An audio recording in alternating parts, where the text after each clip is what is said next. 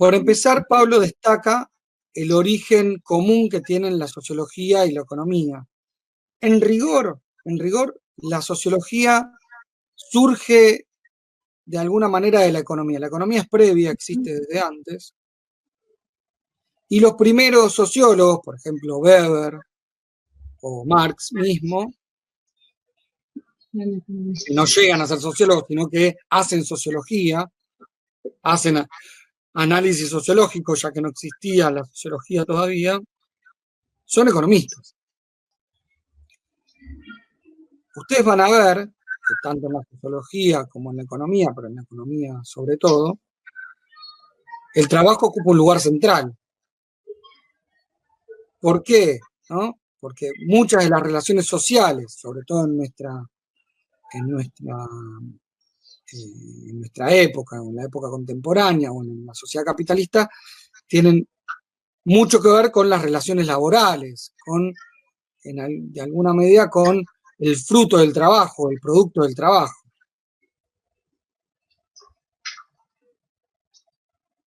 De hecho, el rendimiento creciente del trabajo, este trabajo cada vez más productivo, es algo clave para la existencia del capitalismo. Este trabajo que por innovaciones tecnológicas, técnicas o de aplicación de diferentes, no sé, maquinarias, etcétera, hacen que el trabajo humano produzca cada vez más. Y entonces dijimos que el trabajo era central. Ahora, ¿por qué se trabaja? Dice Pablo en la introducción del texto. Por una compulsión, ya vamos a ver en Dobb, que esa compulsión es una compulsión de tipo económica. Es una tarea que uno realiza en forma obligada y que indefectiblemente es penosa. Yo siempre digo que el trabajo es tan malo que te pagan por hacerlo, ¿no? De hecho, todas las teorías económicas, hay pocas cosas en las que están de acuerdo todas las teorías económicas, una de ellas es que el trabajo es un mal y no un bien. Incluso la Iglesia estaba de acuerdo, o la tradición judío-cristiana, que ahora vamos a entrar, está de acuerdo con eso, hasta las encíclicas obreras, donde habla de que el trabajo dignifica, pero hasta ese evento, el trabajo era un mal también para la tradición judío-cristiana. Vamos a la Grecia clásica. En la Grecia clásica, el trabajador no era un humano, en realidad un hombre, ¿no? Pero no quiero ser, el hombre solo hace referencia al sexo masculino y el humano es, ¿no? Hace referencia a la especie, sino que es propio del esclavo. Y ustedes dirán, ¿el esclavo era humano? Bueno, no, porque se lo reduce, al esclavo se lo reduce a algo menos que el humano, que tenía ciertos derechos que el esclavo no tiene, ¿no? Es una categoría subhumana. Entonces el hombre no trabajaba, el humano no trabajaba. Bueno, me voy a equivocar mucho. No sé. Y se usaban tres vocablos diferentes para lo que nosotros llamamos trabajo. Es labor. La labor es todo lo concerniente a mantener la vida o el ciclo vital de alguna manera, ¿no? Los campesinos, por ejemplo, cultivando alimentos. Pero también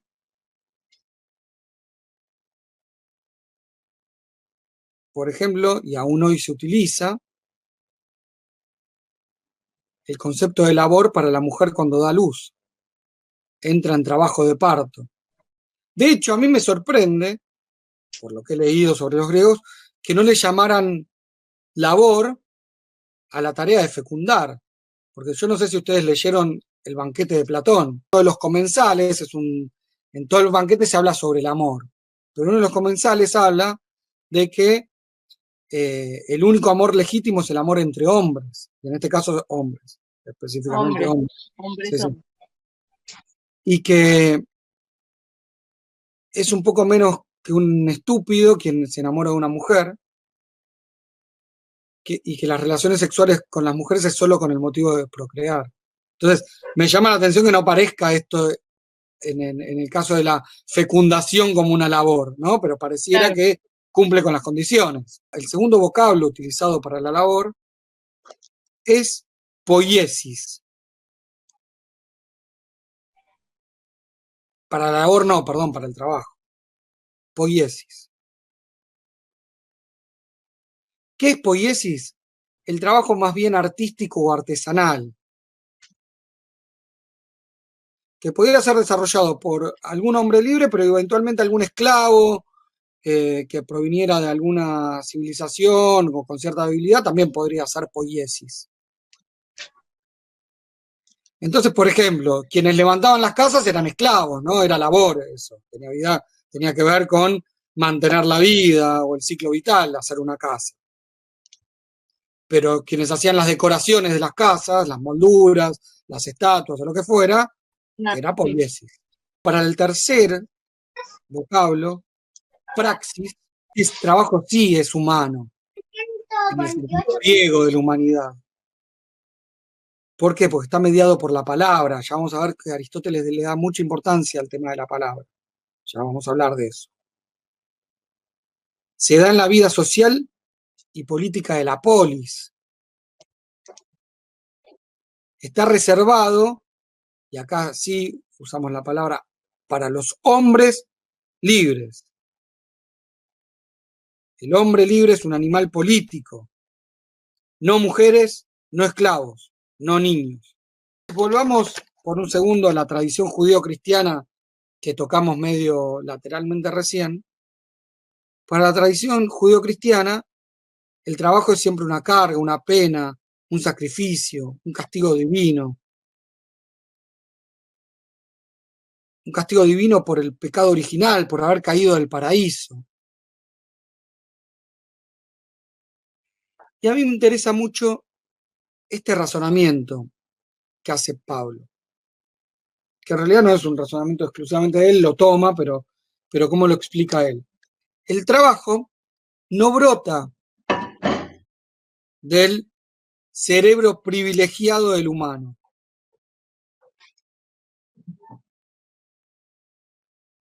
El trabajo, como lo entendemos nosotros, tiene que ver con otras cosas. Primero, el humano logró una postura erguida, y si logró una postura erguida, ¿qué ventaja le presenta al humano esa postura erguida? Las manos se liberan, lo que es un fuerte estímulo a la inteligencia y lo que posibilita el uso de herramientas y utensilios, aún estando en posición erguida o caminando o corriendo. Y es un fuerte estímulo al habla. El texto de Burco en Spagnuolo también se ocupa de la economía como ciencia, y enseguida lo que dice es que la economía es una ciencia social. ¿Y por qué es una ciencia social? Porque se ocupa de tres tipos de actividades que todas las sociedades realizan: producir, distribuir y consumir. Todas las sociedades, no importa cómo, no importa cuánto, no importa qué, producen, distribuyen y consumen. Y la economía, siempre que va a analizar alguna problemática propia de su análisis, o sea, que requiere su análisis, o va a estar hablando de producción, o de distribución, o de consumo, o una combinatoria de ellas, o alguna de ellas con alguna otra cosa. Pero siempre tiene que estar presente, por lo menos lateralmente, algo de esto. Si no, la economía no tiene nada que hacer ahí. ¿Eso quiere decir que otras ciencias no pueden abordar la producción, la distribución o el consumo? No, para nada. También la pueden abordar otras ciencias desde su óptica. Todas estas actividades son actividades sociales. Por lo tanto, como les había anticipado, la ciencia que se ocupe de ella debe ser una ciencia social. no otra.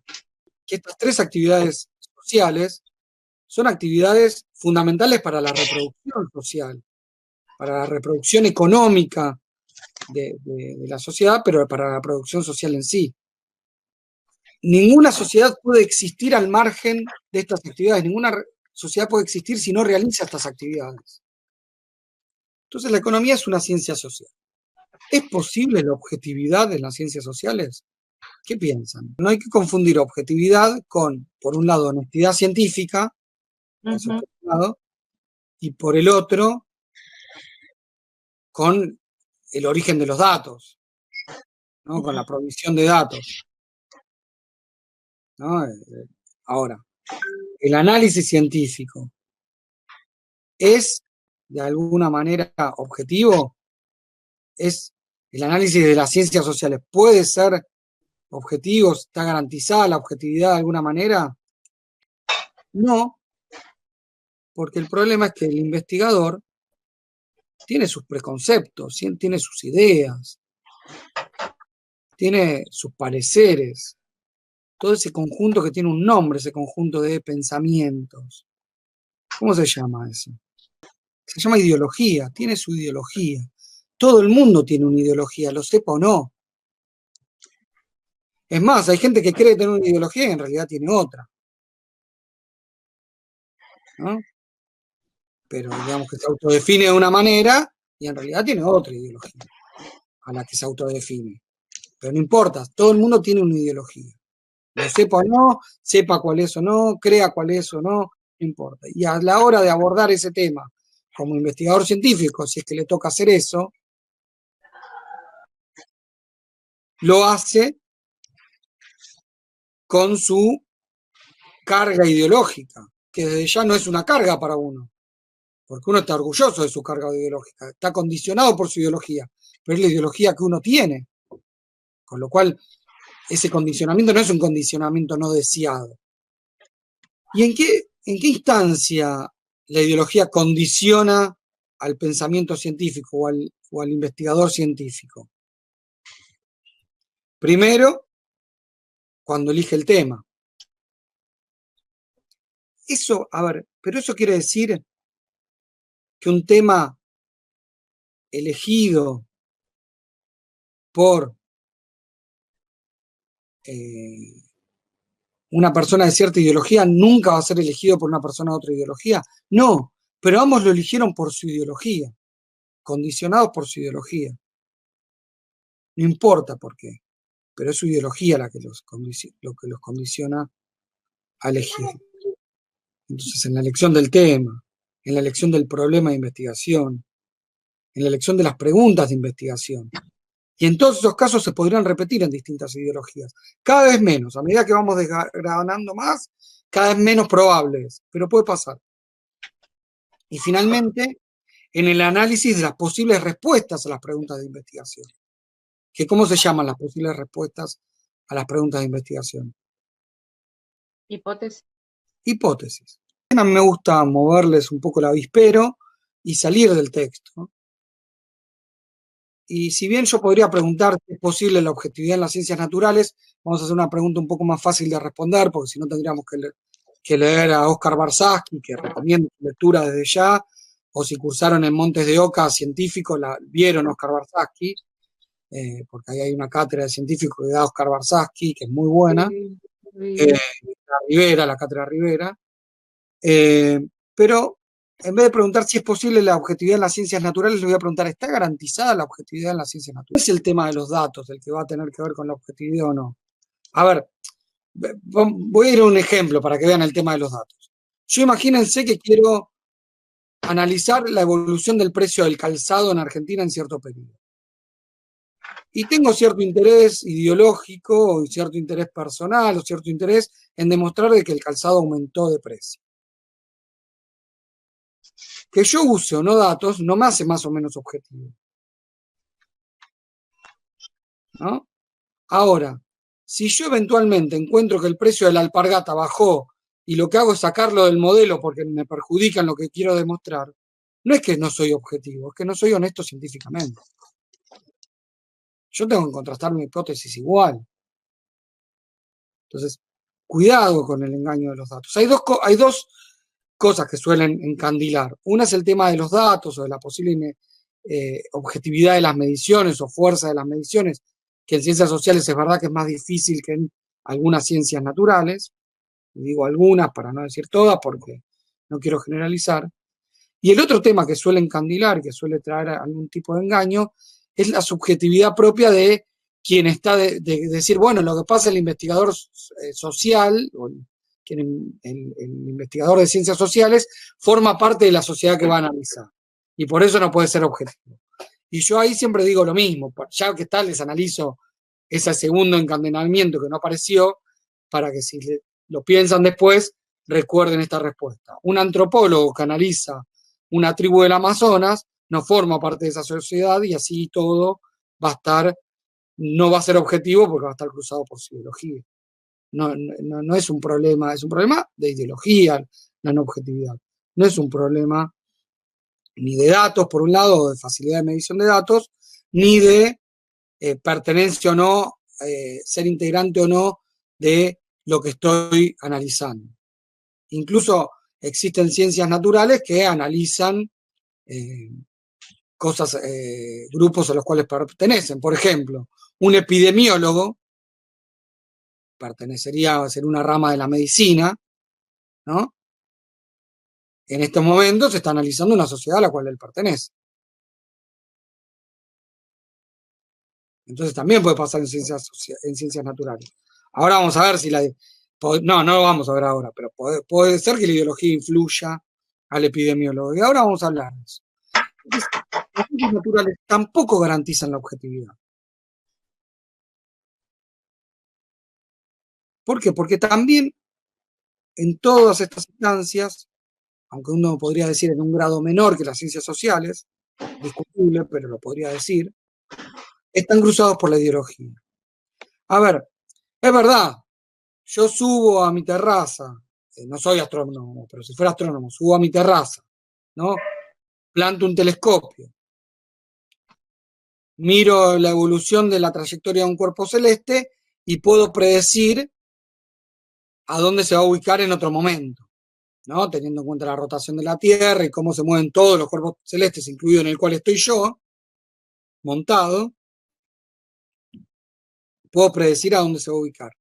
Y ahí no pareciera haber mucho margen para la ideología, ¿no? En ese caso, pero son muy pocos los casos. En general, la ideología juega también entre lo que se investiga y lo que no se investiga. ¿Por qué se investigan más, qué sé yo, fenómenos relacionados con la calvicie, con la estética y demás que el Chagas? Es tan fuerte este mandato ideológico que hasta existen exiliados científicos por pensar diferente en un campo científico. Ahora voy a relativizar, exiliados entre comillas. En un ratito voy a dar un ejemplo sobre eso. Pero a ver, todos hemos oído hablar del calentamiento global, ¿no? Y todos tenemos entendido que la principal teoría sobre el calentamiento global es la que habla de la contaminación por emisión de gases que provocan un efecto invernadero. ¿Está bien? Que los rayos solares ingresan, como siempre, pero egresan menos que antes, ¿no? Bien. Pero resulta que no es la única explicación del calentamiento global. Es la que yo creo que es, ¿no? Yo creo que tiene que ver con eso. Pero hay un grupo de astrofísicos egresados de Harvard, o sea, nivel 1 a nivel científico mundial, no se les puede cuestionar el nivel, que sostiene que tiene que ver con los ciclos solares. Es una hipótesis rival, se llama. ¿Eh? Y ahora con la pandemia vimos un montón de explicaciones de orígenes de la pandemia, etcétera, etcétera, de qué hacer con la pandemia. Son hipótesis rivales. Y muchas veces esas hipótesis están cruzadas por la ideología, ¿no? No es lo mismo el tratamiento que se le dio en Brasil con Bolsonaro que el que se dio acá con Alberto Fernández. No es igual. Y no es igual el tratamiento que le hubiera dado un gobierno obrero, ¿no? Un gobierno de trabajadores. No es lo mismo. Entonces, ante el mismo fenómeno hay explicaciones diferentes y formas diferentes de afrontarlo.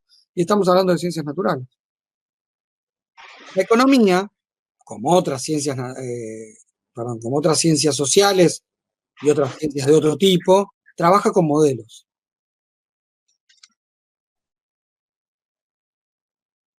¿Qué es un modelo? Es una representación de la realidad, pero no es la realidad misma. Imagínense la complejidad de una sociedad. Si vamos a analizar toda la sociedad, es imposible abordarla. Todas las variables presentes en la sociedad para analizar, por ejemplo, el aumento del precio del calzado, como les dije hoy, no tendría ningún tipo de sentido. ¿No? Si yo quiero analizar el aumento del precio del calzado, bueno, voy a relevar cuánto vale la polenta. Y ustedes dirán, ¿y qué tiene que ver? Bueno, en realidad existe una propiedad estadística, no sé si lo van a ver a lo largo de su carrera en las metodologías, pero esto les cuento que es así, y es verdad, porque está demostrado, que cualquier variable que agregue a un modelo explica un poquito mejor.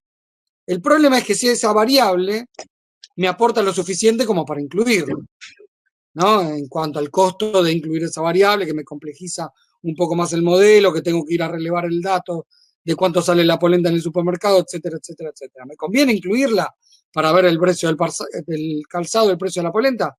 En principio pensamos que no. En principio yo pienso que no. Todo esto se ve con pruebas de correlación a ver si vale la pena o no. Pero uno ni lo analizaría como candidato. Uno cuando analiza los candidatos hay unas pruebas que te dan cuánto explica esta variable a la variable que uno quiere explicar, las variables explicativas a la variable explicada. Y entonces incluye las que más les conviene. Bueno, los modelos se trata de eso. Se trata de crear esquematizaciones de la realidad donde están incluidas las variables más significativas de la misma, las variables más representativas de esa realidad, y dejo de lado las que menos explican con respecto al fenómeno que estoy tratando de explicar, ¿no? Y les voy a dar un ejemplo, ¿no? Explicar algo a través de un ejemplo, y solo un ejemplo está mal, pero clarificarlo a través de un ejemplo está bueno. Imagínense que, para poner ahí en la repisa de libros, imagínense que yo quiero poner ahí de adorno al buque, o a una representación del buque, sería Vicealmirante Irizar. Yo no sé si conocen, si saben, el Vicealmirante Irizar es el rompehielos argentino, es el barco que hace las misiones a la Antártida. ¿Está bien? Obviamente,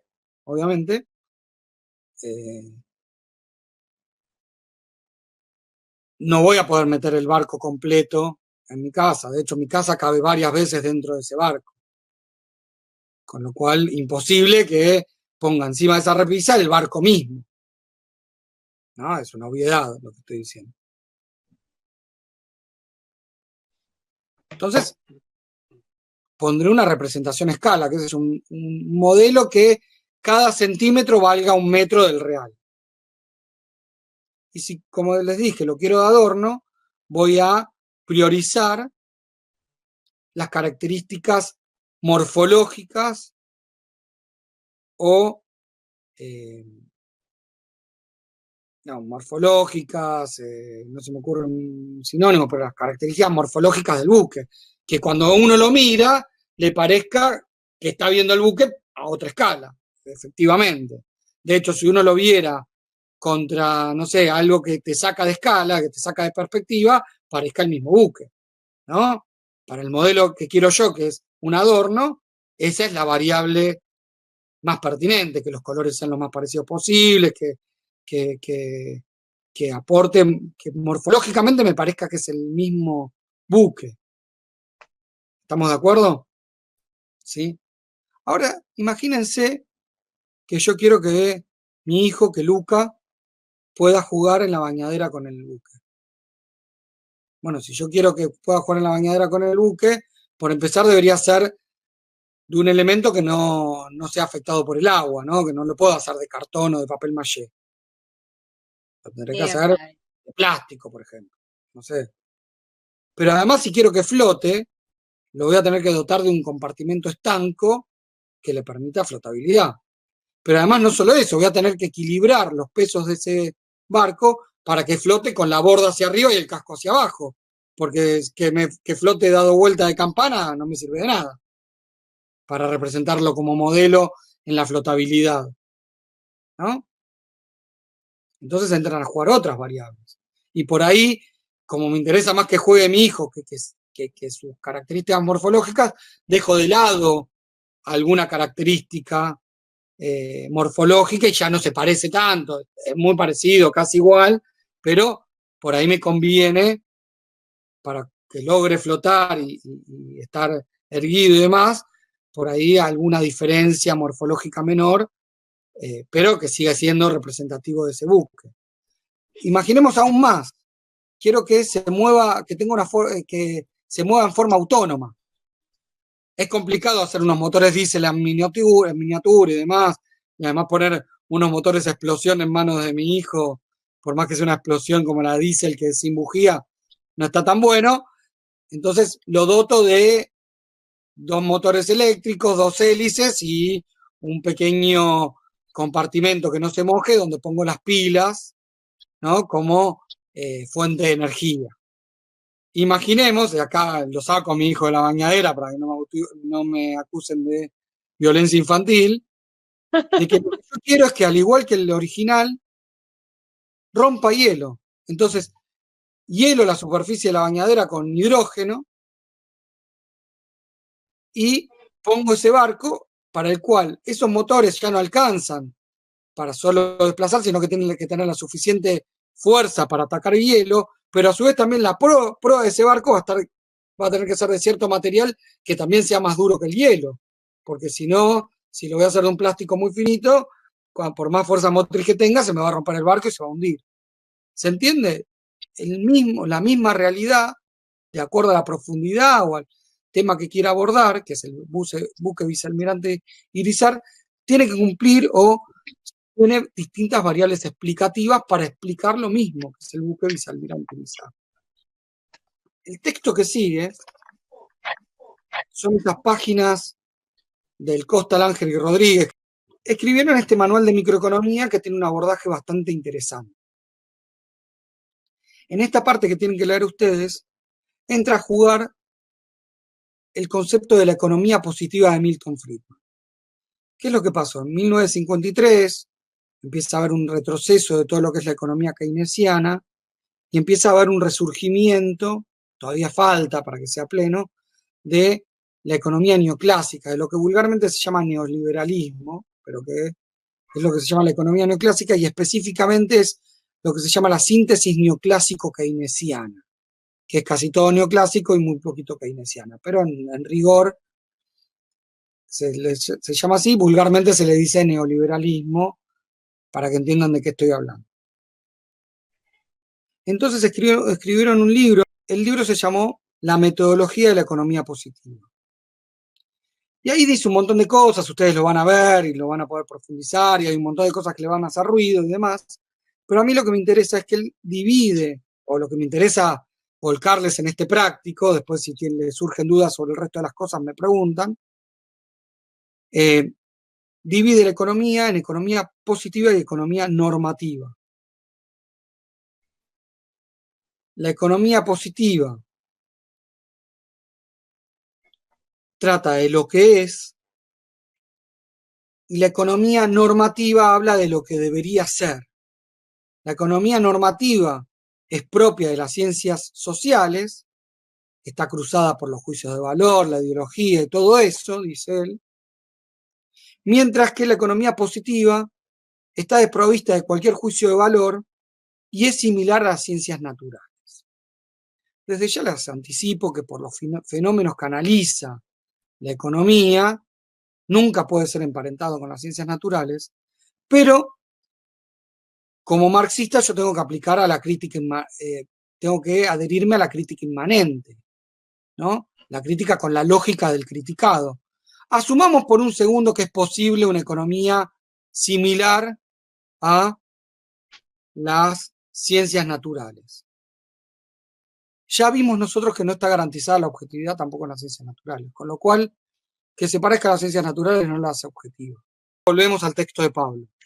En el capítulo 1 ya se mete con todo en la economía como ciencia. Y en realidad en la ciencia en general. Muchas de las cosas que van a leer ahí o que voy a decir yo ahora es válido no solo para la economía, sino para las ciencias sociales en general, ¿no? Incluso podría ser válido para otras ciencias que no son sociales. Él destaca dos dichos, uno de Aristóteles y otro de Marx, con respecto a la ciencia. Aristóteles dice que las cosas parecen, pero no son exactamente lo que parecen, que la realidad no es transparente, y eso torna necesaria la ciencia para explicar esos fenómenos. Y Marx va a decir que para lo meramente aparente no es necesaria la ciencia. Ya vamos a hablar un poquito más de esto cuando hagamos la introducción a Marx. Entonces, Pablo mete, yo creo, muy acertadamente al asombro como un puntal de la ciencia, como algo fundamental para la ciencia. A ver, vamos a poner esto en contexto. Antes del capitalismo, por ejemplo, había una sequía y faltaba el alimento. Y la gente se moría de hambre, no hay nada asombroso en eso. Ahora, en la modernidad, puede llover, se puede cosechar mucho, o sea, producirse una gran cantidad de alimentos, y aún así haber hambre, ¿no? Llueve bien, se cosecha mucho, se produce una gran cantidad de alimentos, aumenta la oferta de alimentos, eso provoca una caída del precio de los alimentos. Vender esos alimentos se torna poco beneficioso, por lo tanto caen los salarios, por lo menos los salarios de los productores de alimentos. Y esa caída de los salarios de los productores de alimentos genera además un aumento del desempleo entre productores de alimentos, ya que hubo abundancia en la cosecha anterior.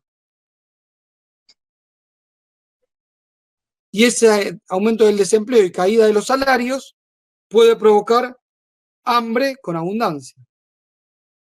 Asombroso. Un tercio de los habitantes del mundo pasan hambre, por lo menos en algún periodo del año. ¿Alguna de ustedes cree que ese hambre tiene que ver con la escasez? No, en el mundo seguro, en el mundo no, y en Argentina segurísimo no, donde hay hambre, ¿no? Argentina produce alimentos para entre 10 y 8, entre 8 y 10 veces su población. Seguro que por escasez no hay hambre. Y en el mundo les cuento que tampoco. Asombroso. Entonces, hay sobreproducción y miseria. Coexisten la sobreproducción y la miseria. Eso es asombroso, pero es asombroso sobre todo, fíjense por esto. Antes del capitalismo, ¿se acuerdan de los griegos que mencionamos? Pero hablemos ahora durante el feudalismo. Los humanos no eran iguales. No era lo mismo un siervo que un rey o que un señor feudal. No había una igualdad. Pero desde la Revolución Francesa, aparentemente, por lo menos en las democracias occidentales, supuestamente todos somos iguales ante la ley. Existe una igualdad, somos iguales. Somos iguales, pero en definitiva somos diferentes. Tal vez tan diferentes como antes. Es indudable que no es lo mismo ser un asalariado que un esclavo, ¿no? Por las condiciones de contratación, etcétera, etcétera, etcétera. Pero eso no quiere decir que no haya cosas en común entre el esclavismo, el feudalismo y el capitalismo. Tampoco es lo mismo ser un siervo que un esclavo.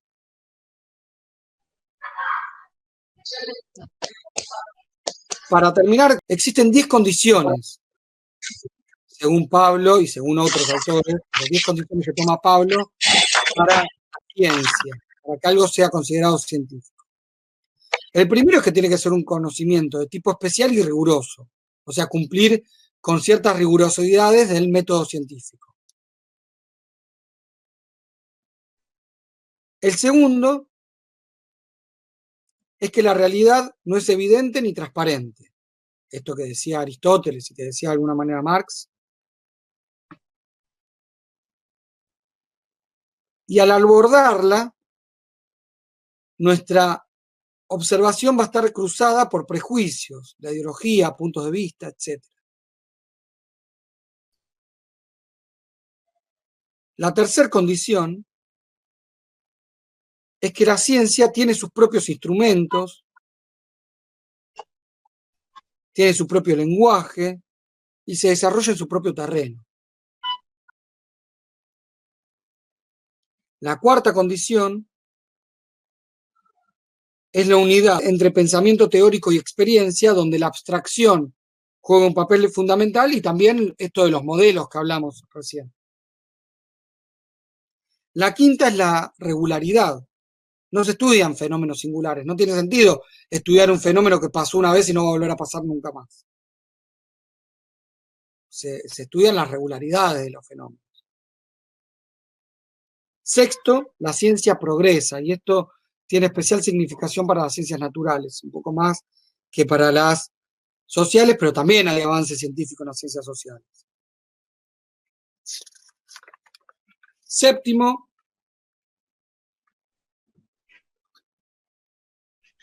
se debe constatar con una mezcla entre teoría y práctica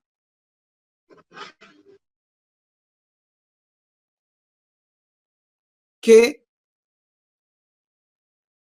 estamos mediando en la comprensión de un contexto donde por un lado está la apariencia y por el otro está la esencia.